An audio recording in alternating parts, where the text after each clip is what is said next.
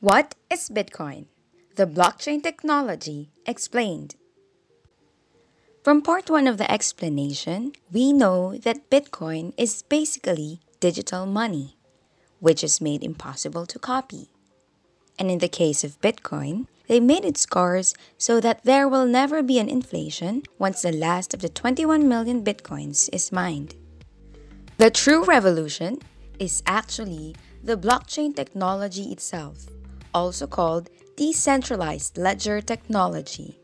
This technology not only ensures the scarcity, but also makes it possible to do direct business and transactions without needing a government, bank, or other intermediary. How blockchain reaches that is thanks to its public and transparent nature. The best way of explaining it is using the game of Monopoly as example.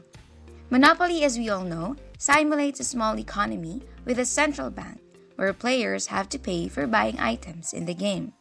Yet when Charles, Aparna, and Dor play a game of Monopoly, no extra person is needed to act as the bank. Why? Because every player can see all the transactions done by other players and agree that all transactions done were correct.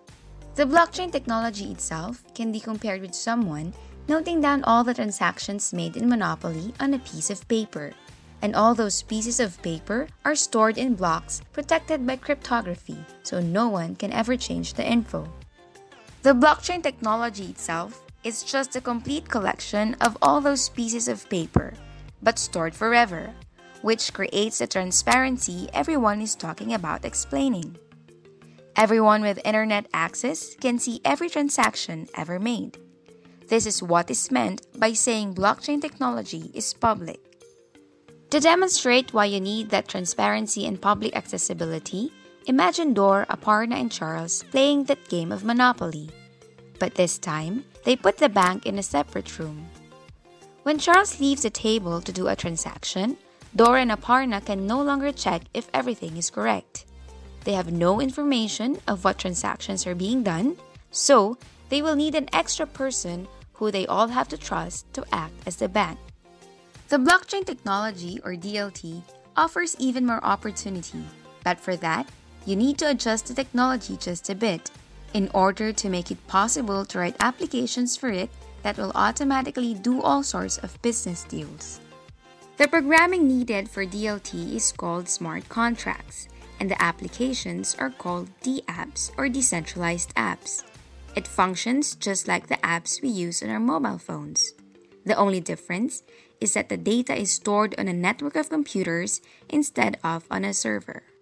The problem with a decentralized technology is that the majority needs to agree to make a change in the technology.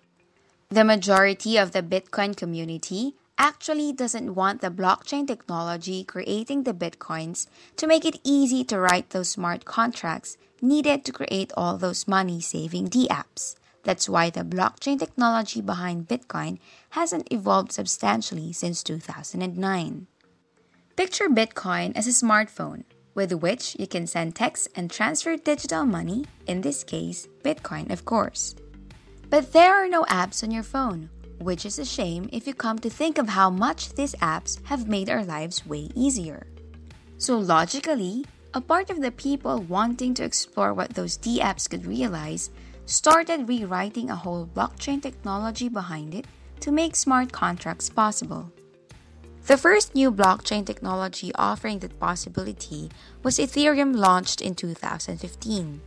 Ethereum can be basically compared as the first mobile phone with applications, but no people or companies or governments were needed to make them work.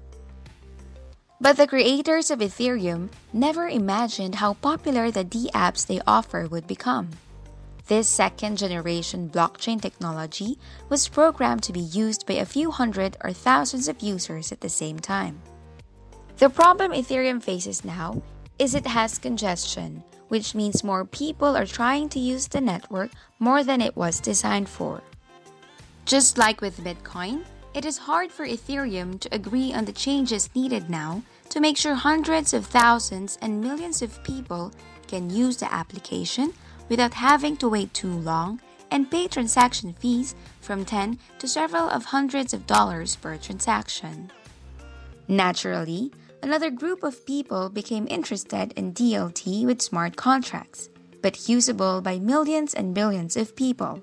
Since Ethereum was not designed for the masses, they restarted from scratch and the third generation blockchain started to appear.